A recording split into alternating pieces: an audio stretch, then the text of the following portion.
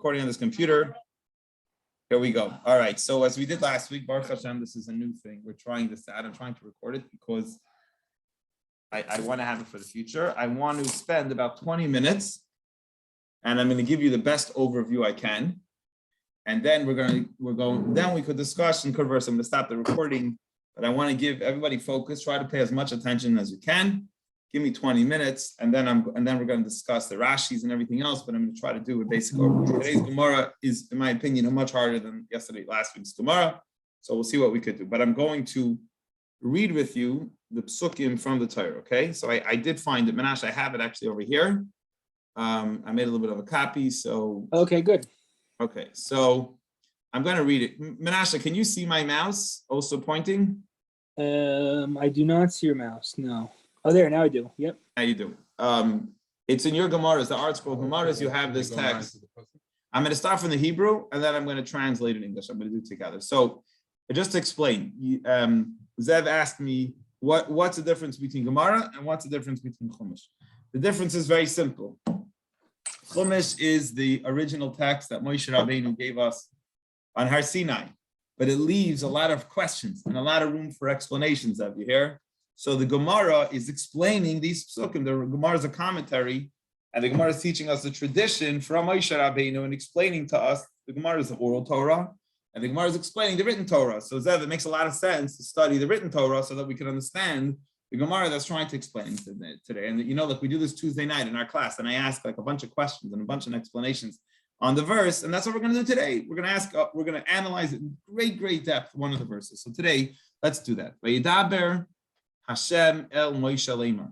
And I'm going to use the translation here. Very simple so far. Hashem spoke to Moshe saying. Hashem spoke to Moshe saying. Very simple so far. Daber el bnei Yisrael. Still simple. Speak to the children of Israel. V'amarta aleim, and say to them. This is common text. And say to them. Ish. Any man means man. Any man. Ki siste ishtoi. Whose wife shall go astray. Uma'al vayima'al, and commit treachery against him. Any man whose wife goes astray and commit treachery against him. And now, listen to the details. This is our verse that we're really going to analyze today. V'shachab ish oisa, and a man had lain with her carnally. He slept with her. A man was with her. Shichva zera, which means intimacy, that his seed. Carnally, they had intimacy. With his wife, a man had intimacy with his wife. V'ne'elam me'einei isha, but it was hidden from the eyes of her husband. Okay, v'ne'elam me'einei isha, it was hidden from the eyes of her husband. V'nistira, and she had been secluded, and not just listen to the catcher, not sure what she's secluded. Vihi nitma, and had become defiled. So she hid and she became defiled, a case where she actually committed the treachery. However, ve'ed ein ba, and this is very important, 3 words here, but there were no witnesses about her. There were no witnesses about her, and we're going to really analyze, what does this mean? This is our huge question today. What does it mean that there were no witnesses about her? Does it mean there were no witnesses at all? Does it mean there weren't 2 witnesses, but there was 1 witness? Does it mean there was not even 1 witness? That's the big question that's going to be discussed today. Vehi loy nispesan. Also, what? Vehi. Sometimes vehi. There's a chirik under the hey. Vehi. You're right. It looks like vehu, but it's vehi. It's not vehu. It's vehi. Vehi lo nitpasa. And she had not been forced, because if she was forced, even if all the terrible act happened, but she was forced, then she would not. Grabbed. Nobody forced her. Nobody grabbed her and forced her. So this means that she hid. It means the nitpasa here, nobody saw her, so nobody caught her. No, it means that the husband did not, the man that slept with her didn't rape her, didn't force her and rape her, because then she's not guilty. Okay, it belongs to the one that he slept with her. Correct. She did it willingly. So again, let's just recap that verse. I read it in Shachav Ish Oisa, a man. Levi, the one she slept with is not her husband. Just to Correct. clarify. No. Correct. But I'm saying the one she slept with didn't rape her. It wasn't a case of rape because then she's not again. Let's read verse 13 again. A man slept with her, with this wife. Shichva zera carnally, which means they had real intimacy. It's not when he said his wife, it's this other woman to whom he's not married. Correct. The Other new, person- yes. Right, when you say, I'm saying, because confusing when you say his wife, it's this other person's wife, not the person's wife. A guy slept with someone else's wife.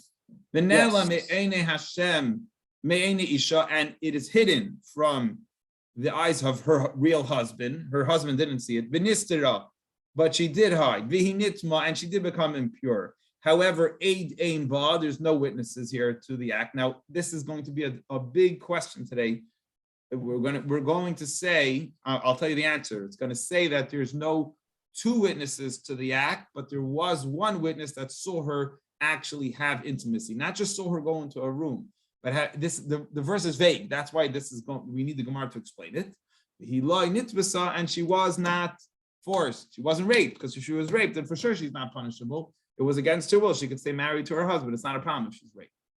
Va'avar, let's go on. What's the next verse? Va'avar olav ruach kina, and a spirit of jealousy had passed over him. The husband, before this story happened, already was jealous. In other words, did not like the relationship this woman was having with this man. Bikinas ishtoi, and he warned his wife. She says to her, I don't like, before she hid with the man, he said to his wife, I don't like your relationship with that guy. I'm warning you, don't seclude yourself with him. And then and she became defiled. So either one case, which let's say he warned her and she ended up not listening and defiled herself, had intimacy with this guy. Or a spirit of jealousy had passed over him. And he warned his wife, or she didn't become defiled. So it's possible that she did. It's possible that she didn't.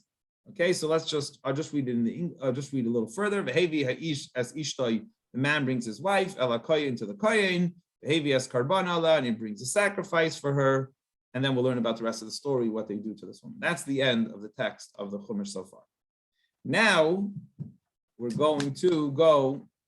You know what? We're going to go into the Gemara. Let me actually bring up the sheet. I forgot to bring it up before, but we have it here. 1 second. I'm going to bring up the sheet to the Gemara, and I'm going to point inside while you guys are listening, and we're going to study the Gemara together like that. Okay, 1 second. 1 second, sorry. Hold on. Let me get the sheet. Here we go. Okay. 1 second, what just happened? Okay. Now we're going to the Gemara. Okay, makes sense? Yeah. Not so bad. You get it? That's the psukim that we're going to discuss. Nothing's bad. Whatever. I wanted to make sense. Trying my best that we should. Okay. Excellent. Yeah, I love that. Okay, good. I didn't get to study time yet today. It's been a very hectic day for me. Let's go over here. So we're at the bottom of the Gemara. We left off at the 2 dots. We learned a very interesting Gemara last week. Yeah, all the way on the bottom. Count 1, 2, 3, 4, 5. 5 lines from the bottom. Last word on the line. 1, 2, 3, 4, 5, 8.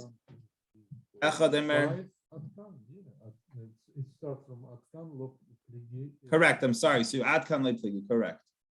Or it starts even higher than that. 1, 2, 3, 4, 5, 6, 7. 7 lines from the bottom. Mekane la al pishnayim. Mekane la al pishnayim. In the middle of the line. 1, 2, 3, 4, 5, 6, 7. 7 lines from the bottom. Just count 7 lines from the bottom. In the middle of the line. Mekane la al pishnayim. The 5th word on the line. 7 lines from the bottom. 5th word on the line. Like the Gemara. So he's quoting the Gemara is going to quote the Mishnah, right? We just learned the Mishnah. He said, who's saying that? I'm going to explain. I'm going to explain right now. It says he warns her not to seclude herself with a guy al pi shnayim by the testimony of 2 people.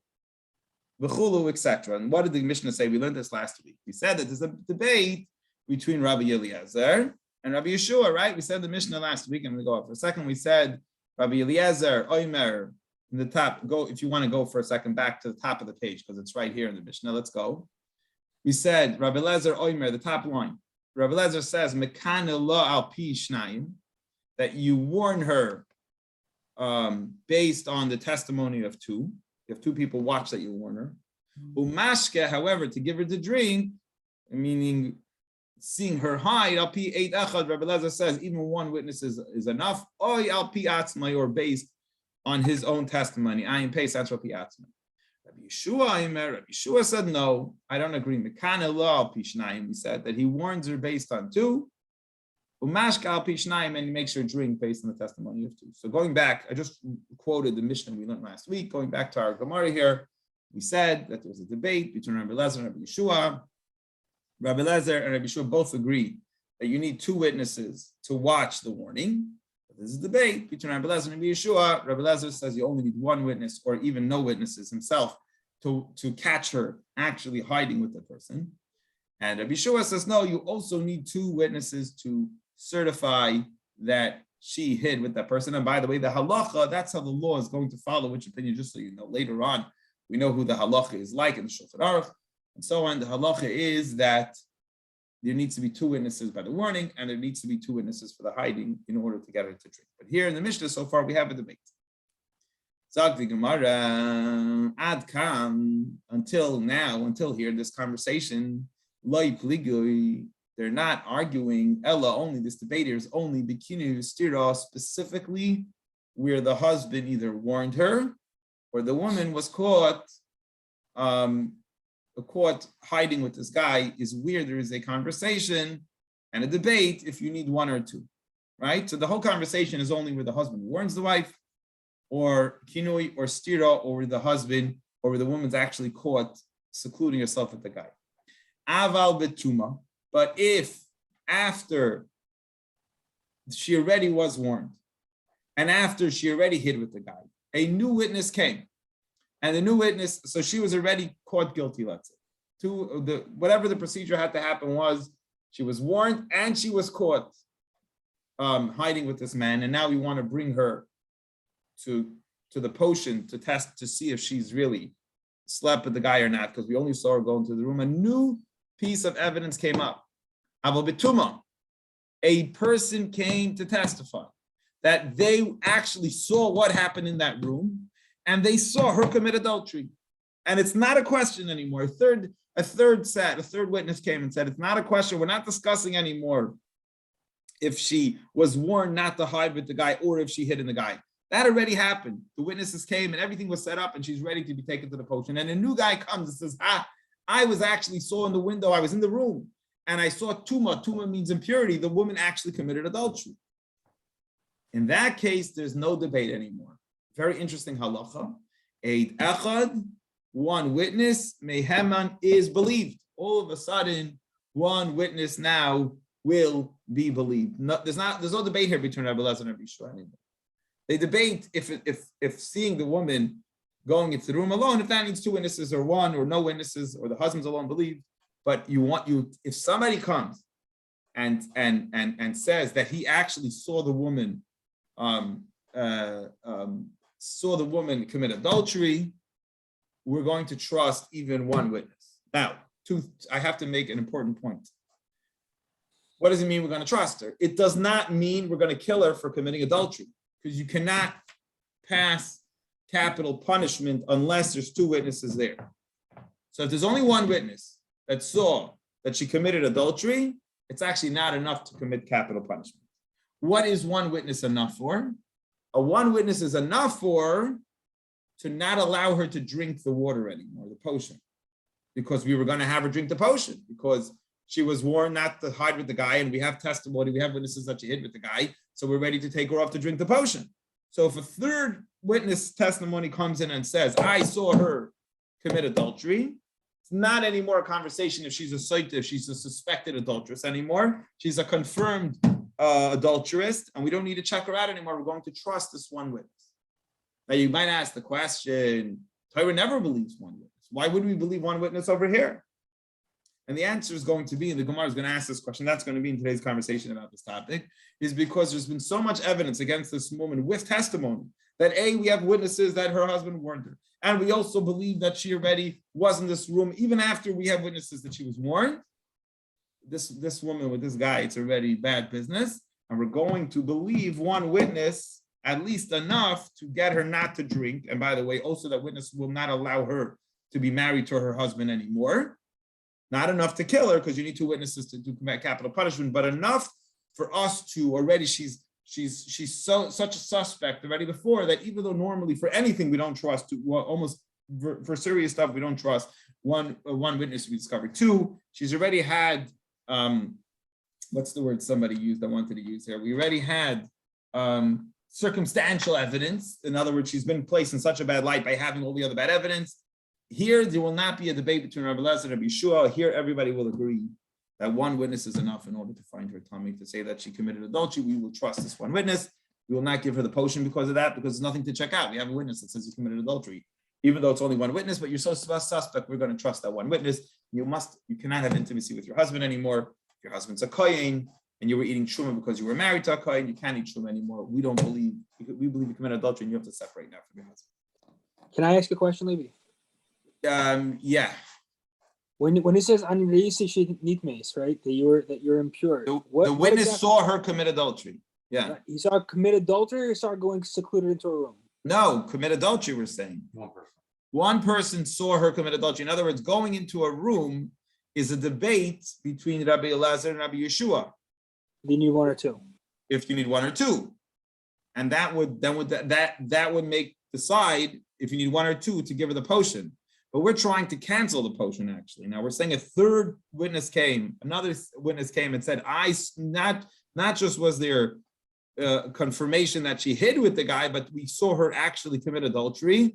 And then we believe that one guy, and that would cancel out the potion. But does this third witness rely on there being two already that said that she was secluded? Yes, it's already, whatever, it depends. It's a debate between Rabbi Elazar and Rabbi Yeshua, but whatever needed to happen, confirmation of chinui and stira, warning and hiding already took place. That's already passed.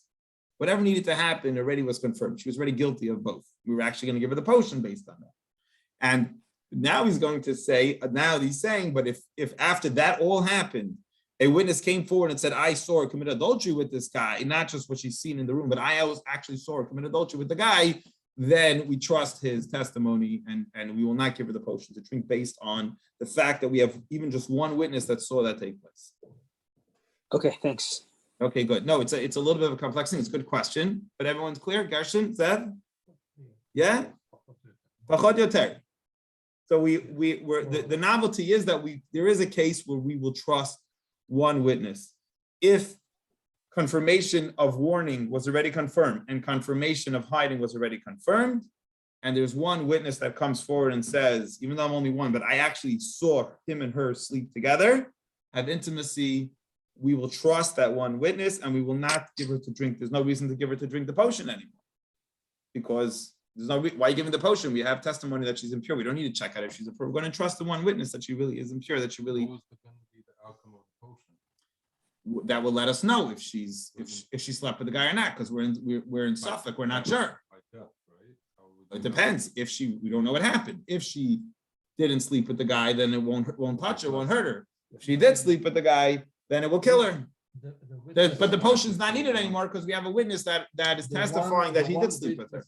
So how's the one guy saving her? Not enough to kill her, because usually if there's two witnesses to someone committing adultery, that's enough that's capital punishment. Not to convict her for murder, not for convict her for capital punishment, but enough to convict her that she now has to divorce her husband. She's not allowed to have intimacy, not allowed to live as husband and wife with her husband anymore. And enough that we believe her that this happened, that we don't need the potion anymore to certify if she cheated or not. We will not give her the potion. With one witness in this case, in our case, it's also there are some percentage of doubt. We believe it. We would believe, but why we don't complete it with the case? I mean, we only want to check. We don't want to check if we know that she actually cheated with the guy. We don't want to use the potion. The potion has erasing Hashem's name in it. It's very serious. We try to do everything we can not to use the potion. If one witness came forward and says, "I saw it happen," we trust him. Use it with the third witness, the potion. we trying not to use the potion. We We only use the potion when we don't know. So, If we have one One we don't, we have witness witnesses is that she hid with him. and there's one witness, it's not enough. It's enough here. No, they don't know if they actually committed the adultery. They just went into the room. They know that he warned her in front of two witnesses. And he also we know that we believe that she went into a room secluded with this guy. And then, so we don't know what happened in that room, but we really don't trust this woman anymore. With the third witness, we know what happened. But if a single witness comes in, a third guy comes, who's a single witness, and he says, I was actually there and I saw them actually cheating, we're gonna rely on him enough that we're not gonna give her to drink the My potion. question is, how does that take her off capital punishment? We're not discussing capital punishment here. For example, I'll tell you why someone might not get, I'm not sure about this, but I'll tell you why. So it's an interesting question. You guys are asking a very good question. I'll tell you why someone wouldn't get capital punishment. For example, think you could only get capital punishment if there was warning, like a warning to someone before they committed the act. In other words, that they have to know what the punishment is. We have to learn the laws. We talked about this too. Isn't No, it once every 6 a years? warning at the Every year. time of the act. I'm not sure, let me not say this for sure, but we're not discussing capital punishment here. This is not a discussion of the law of capital punishment. This is simply a discussion of, do we believe it regards one witness in regards to that she doesn't drink anymore because we know she did it, even though it's only one witness? The answer is yes, regarding if somebody saw her. There is a discussion regarding when the husband warned the wife or when she hid in the room. There's a discussion whether we need one or two witnesses there. But once that's been established, whatever the requirements are, we will now trust one witness to tell us. Once she's gone through all that, we're going to trust one witness who says he saw that intimacy actually took place, and she's now and she will have to not live as a husband and wife live together anymore. Make sense? Okay, so let's go on. But with impurity, one witness is believed. We're now holding 1, 2, 3, 4, 5 lines from the bottom, and we are holding utnan nami, 3 words from the end of the line. 1, 2, 3, 4, 5. We're holding 5 lines from the bottom and third to last word on the line. Utnan nami, we learned also in a Mishnah, is quoting now Which line from the bottom? 1, 2, 3, 4, 5 lines from the bottom, 3 words from the end of the line. 5 lines from the bottom, 3 words from the end of the line. Utnan nami. This we also learned. In other words, he's backing up that statement that the Gemara just said that Tanan nami. Tanan is the term used for a Mishnah. Tanan is we learned, but where do we learn when we say the word Tanan? For those learning Gemara, not learning how to learn Gemara, Tanan means we learned this in a Mishnah, which means on page 31, I believe it is. So we're holding the first page, which really, there's no first page, by the way, in Talmud, it's always page 2. But on page 31, we learned this exact discussion that the Gemara is now having in the Talmud is having. You should know on page 31, there's going to be quoted a Mishnah. A Mishnah is the source of oral tradition. We learned a Mishnah actually about this. It's going to quote the Mishnah. He's going to quote you the Mishnah discussing this topic. We learned this clearly straight out in a Mishnah. Okay, Eid Echad Omer, and he's going to quote it. This exact discussion. Eid Echad Omer, one witness says, "Ani reisi shenet mesa." I saw that she became tamei. She became impure. I saw her become tamei. I saw her become impure. Meaning, I saw. The witness says that she committed adultery. Loi haisa shaisa. She would not drink. She's not anymore going to drink. She's not anymore going to drink. So the Gemara, the Mishnah, this Mishnah that we're quoting says, Midoiraisa. Midoiraisa means biblically, the Torah. Oraisa is the word for Torah. Minalon, how do we know? The Mehemen Eid Echad, that it is believed. Mehemen, that we believe. Eid Echad, one witness. How do we know from the Torah we'll believe one witness? What's the source for this? Okay, I just told you the law, that one witness is believed if she's caught, if she's actually caught cheating, one witness is believed. From the Torah, where do I know this? Where's your source? And here he's going to start quoting the psukim, the verses that I asked you to look at before we got to. That's why I wanted you to see the psukim. The Tanu Rabbanon, because the rabbis learned, Tanu Rabbanan, the rabbis learned, the Eid Ein Ba, in the verse Yud Gimel, right? Verse 13. I just read this text with you. It says, Eid Ein Ba. There is no witnesses there, right? Where there's no witnesses there. When the woman hid, there were no witnesses there. And our question, the Gemara says, the Mishnah says, is when it says there's no witnesses there. And here we're going to talk about a Hebrew language a little bit for a moment. It says there's no aid. Is aid a term that means there's no testimony? Listen to the word between there's no testimony there, or is there no witness there? Are we talking about the testimony as a whole, or are we talking about there's no specific witness over there? That's our question. There's no testimony as a whole, or there's no witness there. What does aid mean? So either you could learn it aidus, that it means there's no testimony, or you could learn aid, that aid means there's no witness there. What's the difference? Because you have to know Hebrew a little bit. Aid is a singular term for one witness. Yeah, Eidim, Eid. Aidim is plural, Yeah. and aid is singular. Aidim is plural, and aid is singular. Or I could say there's no testimony there, which means I'm not talking about how many people are there. I'm talking about there's no testimony there. It's also singular, but it's talking about the testimony as a whole, that there's no testimony there. So what's the difference? It's a very big difference, which one I want to say it means. Does it mean that there were no witnesses there at all? Or does it mean there was not two witnesses there, but there was one? So there was no testimony, which means official testimony, which is usually two, but there was an unofficial kind of testimony because there was one witness there. There's not the usual standard class of testimony, which is two, but there was one there. Or does it mean that there was not even one there? And that's what the Mishnah that he's quoting now is saying. B'shnayim hakasuv medaber, last line. With two people, the verse is talking about that there was no witnesses there, meaning that there were no two witnesses there, but there was one. Or maybe it means that there was not even one.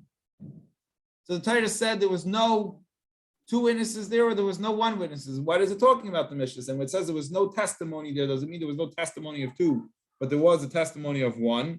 Or does it mean there was not even one witness there? That's the question. Now the Gemara is soon going to ask, well, how could you say there was no witnesses there at all? Then who even said anything happened if there was nobody there? But that's going to be a question which we're going to address soon in the Gemara.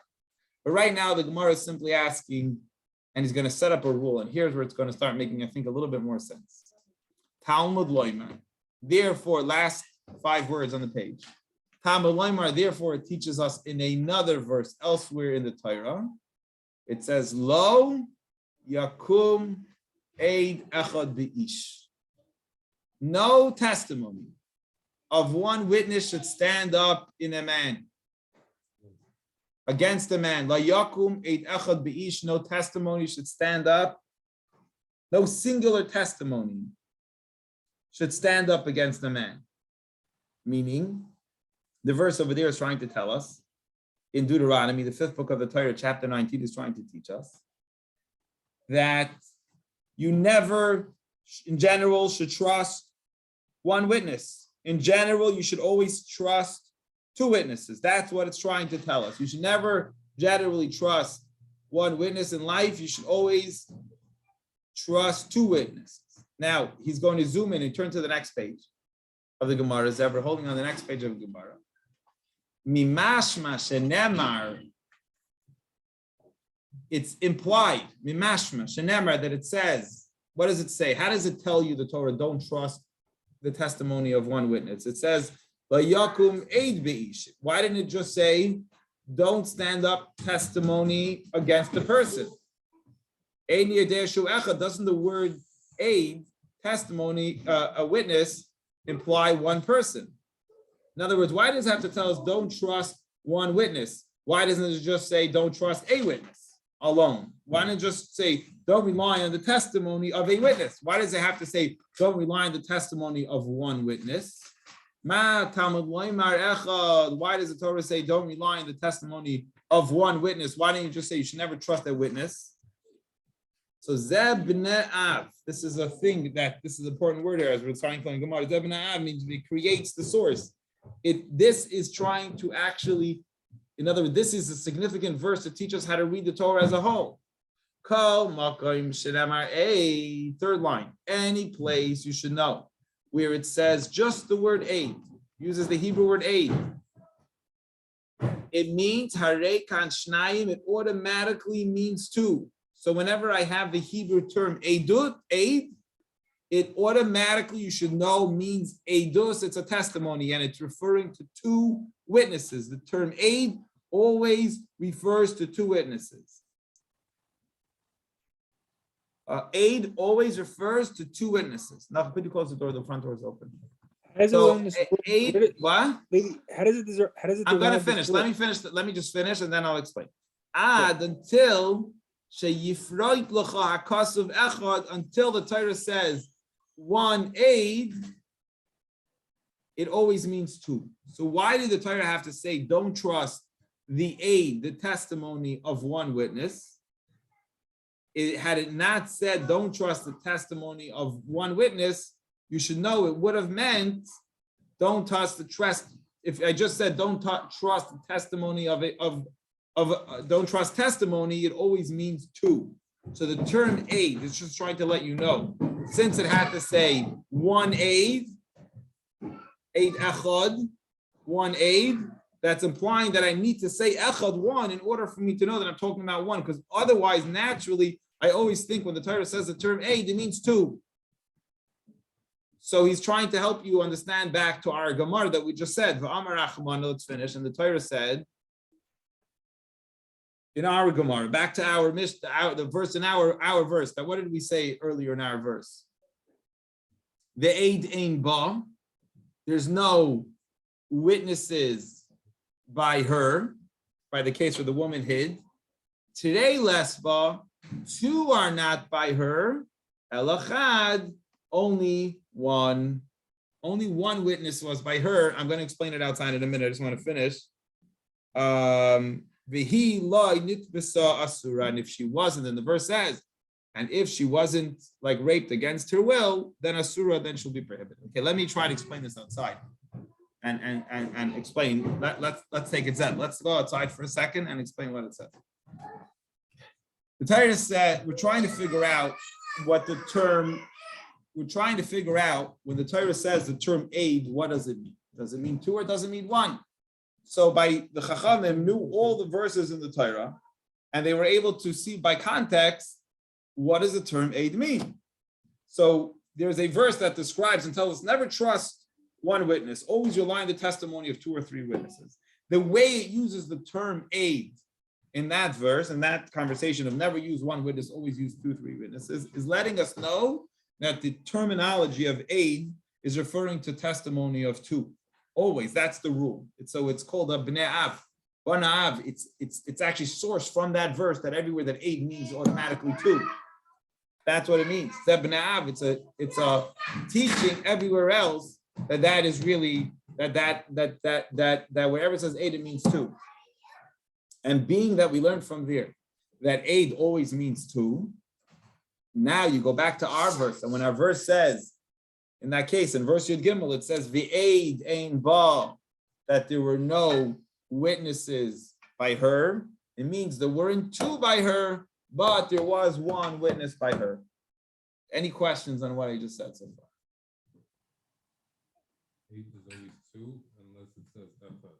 Unless it says, exactly. Aid is always two, unless it says eid achad, it automatically means two. And since it didn't say eid achad, in our verse, it says ve'eid ein ba, that there's no witnesses in her. Ve'eid ein ba, it means there's no two witnesses in her, but guess what? There was one witness. And from there, the Mishnah says we learn from there, the Mishnah says we learn out that we will believe you don't need two witnesses. The Torah is telling us you only need one, and we'll trust one witness in a case where they actually saw that the woman committed adultery. How does it derive the rule that it says over here? Kol makom shenemar aid harikan No, that's shnayim. everything. Good. Menashe, how does it learn? Menashe wants to go over again. How do we learn from the verse that aid always How, means. how does it, if all you have is a pasuk, right? It says aid. How do you know from there that means, and I know the rule, but how does it learn this rule? Is it just a halacha Because l'mishum it says, because in other words, you have two ways to understand what the word aid means. Does aid mean one witness because it's singular? No, Or does- I get that, but how does it I'm- decide which? Telling you from here, from the fact that it said aid achad, it means it's not automatically achad unless it says achad, because otherwise it wouldn't say achad. Eid echad. From the fact that it says eid echad, it's which means one witness. It means that I need to say echad to let you know that it means one. If I wouldn't say eid echad, it wouldn't mean eid echad. It would mean two. It never says shtei edim. I don't know the whole Torah, but that's the way he's learning over here. He says the pasuk says la yakum eid echad beish. One witness should stand up as a testimony in a man, in general, that we shouldn't trust the testimony of one person. The fact that it has to say Eid Echad, the title wouldn't say an extra word Echad, means that I wouldn't know it's Echad if it wouldn't say Echad, which means that Eid automatically means two. Okay. How do we come to the conclusion that one witness is enough then? Because it says, the pasuk is talking about that we're saying that she's guilty. In the verse, we're trying to find her guilty. It says, in the verse, it says, Vihi nitma, and she became tummy, which means she committed adultery. The aid ain ba, and there were no two witnesses there, which means there were no two, but there was one, and that we will trust one. Oh, I don't know. Okay. We didn't You're asking a learn good further. question. We're not done yet. Yeah, we didn't learn further. Hang on. It's not over yet. We're just starting. No, because I don't understand how. Hold on. You're gonna see. We need to go to the next Gemara. So Zev says he gets it. Gershon, I think, gets it so far. He's asking the Gemara's next question. Very good. And Menashe, I feel Menashe sort of gets it too. Or gets it. Good. Let's go on.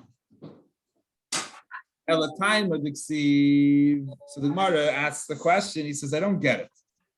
You're trying to tell me that I would have naturally thought that there were no witnesses there to the fact seeing the adultery, the actual adultery. I would have naturally thought that means there wasn't one witness there. That's what I might have thought. But now, since I learned from another verse in Torah that whenever it says aid, it means two. So that means I should read the verse that there were no two witnesses there, but there was one witness there. But had I not had a verse to tell me that aid means two, I would have maybe thought that aid means one. I would have said there was no even one witness there had not. I learned this from the verse. So he's going to say, well, how could you say that? If there wasn't even one witness, then who says anything happened? How could you even think to learn? Say quietly. Yeah. In other words, how could it even be that it's talking about that there was one witness there?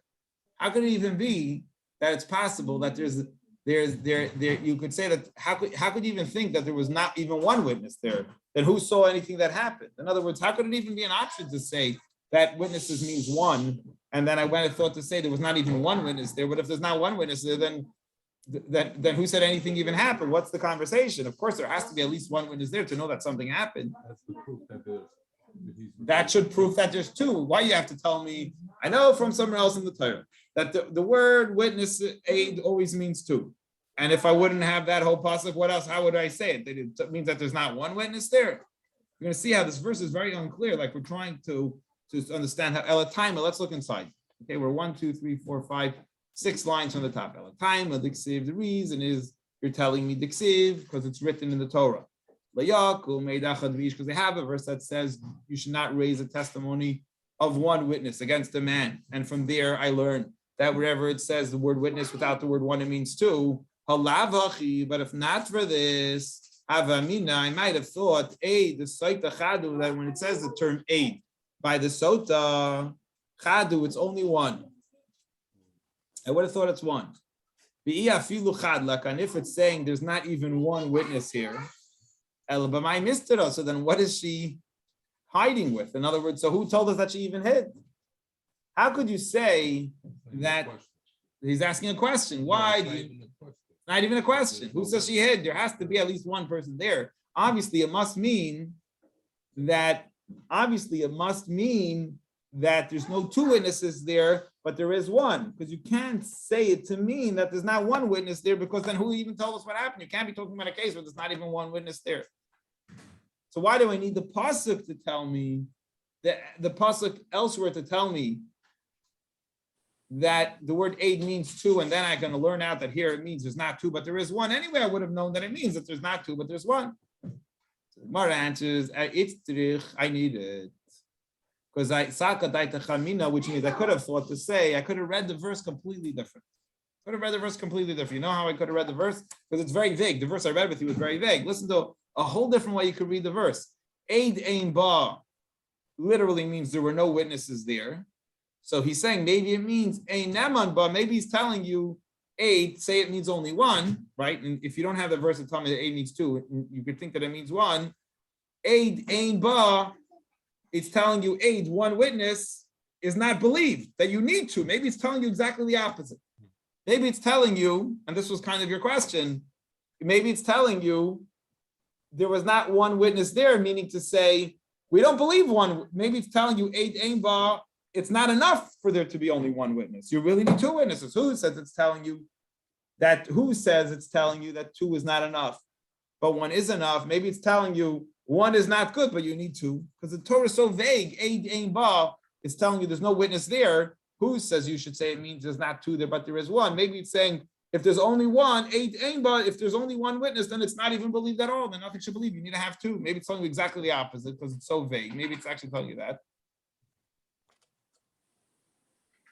Aid ein ba, ein neman ba.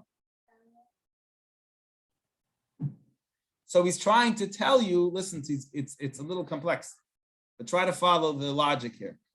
So he's telling you what? You're trying to say that the verse is telling me one witness is not believed, but I really need two? So then what are you trying to say? That don't believe them until there's two? Then you shouldn't say anything. That if that's what the verse is telling me, don't believe one witness, but you should need two. Then then the verse should just not say anything at all. And I would order, what's the rule in Jewish law? That you always need two witnesses. So then why would you verse come to say that one witness is not enough, but I need two? Let the verse lishtok, quiet, don't say anything. And we would use the rule of something called gzeira shava. Gzeira shava means if there's two identical words, we learn one topic from another. And what's the famous gzeira shava, the comparative wording that learns from one case to another? We have a word that says davar, the word davar. It says the term davar bibamon, by money, by cases of monetary case. And the rule by monetary cases is you always need two witnesses. Don't trust one witness in order to take money from someone and give it to somebody else. You always need two witnesses. And it says the same word davar by a case of immorality, or in a case of a case of adultery. And we learned that just like by the word davar, comparative words, by money, it means that you need, in that case, the rules, you need two witnesses. The same thing is, by adultery, you also need two witnesses.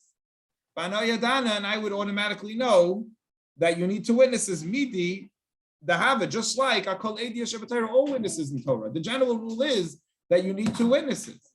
So how could you say that the verse by Asaita is saying, how could you say that the verse by Asaita is saying that there's an option to say maybe it means don't believe one witness, but believe two? Why would we need the Torah to come and tell us that? We always need two. That's the rule. You need two in life. You always need two witnesses. I need a pasuk in Torah to come and tell me. So in other words, you're telling me that that's an option, that maybe to read the verse in that terminology, don't believe one, but believe two. How does that make any sense? You always need two. The Torah wouldn't need to come and tell me, let's learn out that you need two. It must be the other way. It must be telling me that you don't need two, but you can believe one in this case. Well, it can't be telling me the other way around. So why do I need a pasuk to tell me that, going back, that 8 means automatically 2, and that therefore 8 here means 2, and that's how come I know it's not 2 and 1? Anyway, there's no other way to read it. So the Gemara answers now. I would have thought, and this is actually true, that Saita is different. In other words, I might need you to tell you that I might have thought to say in this case that believe one witness even though normally I don't believe one witness. Why would I thought here I believe one witness, even though I never believe one witness? The raglayim ledavar, because there's feet to the story, there's circumstantial evidence. This woman has already done so much wrong. There's already 2 witnesses that he warned her. And there's already established that she hid in the room with the guy. So I would say, you know what? Probably over here I should be able to believe one witness because she's done so many guilty things. Circumstantial evidence. It's already, everything's pointing that she's not an honest person, and I should trust one witness. And then the Torah needs to come and tell me, even though normally I always believe 2, over here I need the Torah to tell me believe one and don't believe one, and you should need 2 because I might have thought to say you should use 2. Shaharei, because Kina love and Istara, he warned her and she hid with the guy. This Hemenba Eid Echad, let her be believed by one witness. Let her be believed by one witness. And therefore, I might have thought to read it in that manner, that the Torah is telling us, do not believe one, only believe 2. And that's why I need a verse to establish that 2 specifically means, when it says 8, it means 2 witnesses. And then the way that I would have to read it is don't believe 2, but believe 1. I'm almost done. I'm going to recap just the bottom line, maybe instead of going on the whole thing. Now he asks, could you really say that one witness is not believed? In other words, is that what you're trying to tell me, that the verse is telling you here? Don't believe one witness. And she should, in other words, if there's only one witness there, she should be off the hook because there wasn't 2 witnesses there. And here's going to answer your question, Gershon. We're going to leave it here. If you look at the context, I'm going to recap in a second. If you look at the context of the verse, how does that verse end?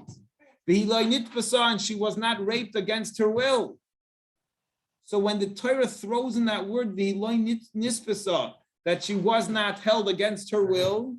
Yeah, sorry, I have an issue with the nitpisa. Okay, 1 second. Let me just finish. Meklal da Asura is implying to us that the verse is trying to tell you that she is guilty, because it's from the fact that the general context of the verse is that she didn't agree. She was not forced. She agreed to it. Meklal da Asura is implying that the verse as a whole is actually coming to tell us that we believe she's guilty here, that she did cheat, and the witness quoted that it was willingly against her. So therefore, I might have thought.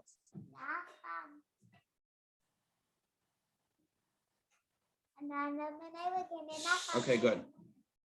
Meklal da Asura, from the fact that it says that he loy nitpasa, hold on, my brain has to get through this idea. He loy nitpasa, that it says that she was, in other words, she was trying to do the sin, right? Because it's that's the context of the verse. Meklal da Asura, implying that she really did do the sin. So it's terich. I need the verse to tell me a nemon ba. Okay, I'm gonna have to pause over here. I don't know. I lost track of this. I lost track of where we want to go here. Actually, hang on 1 second. Let me pause it and see if I can resume. Okay, I lost my train of thought. 1 second, and then I'm going to continue. And then we're going to go. 1 second. You need to hold your head till the end over here. It's the Gemara shows that the verse can be read in a manner consistent with the theoretical interpretation of this concluding demonstrate that the need for external verse. It's the verse. Oh, okay, good. I got it here.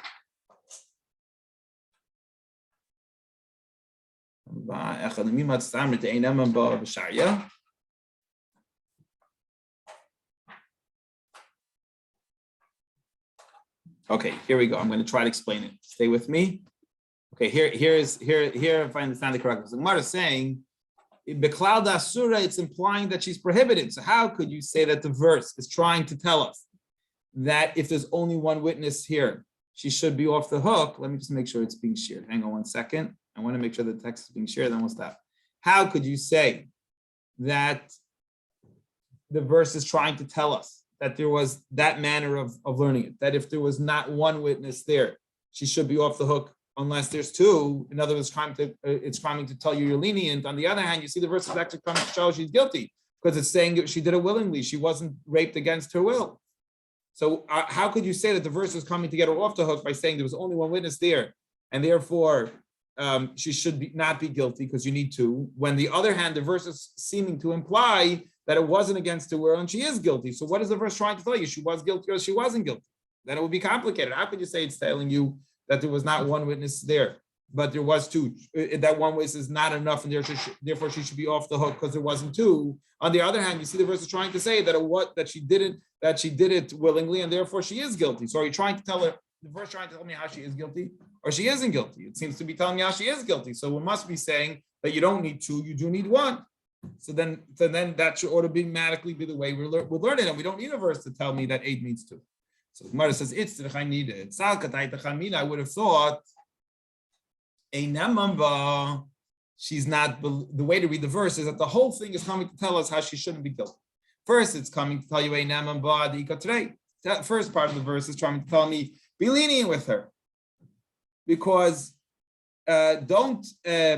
do not believe her in a case where there's one, only when there's two. So be lenient with her. Don't believe one. And then how is it continuing to be lenient? And even if you had two, she should still be again off the hook if she was forced into it.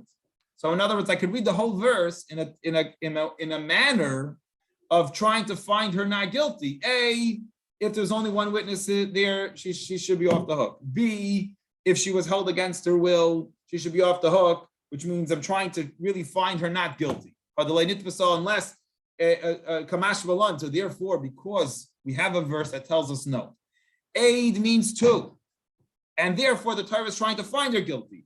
You don't need two; you can even find one, and then the verse will end up saying, and she's guilty because she did it willingly. So the verse is coming to try to criminate her and not to find her off the hook. I hope that made sense. We're going to discuss, and I'm going to stop the recording, and and then we will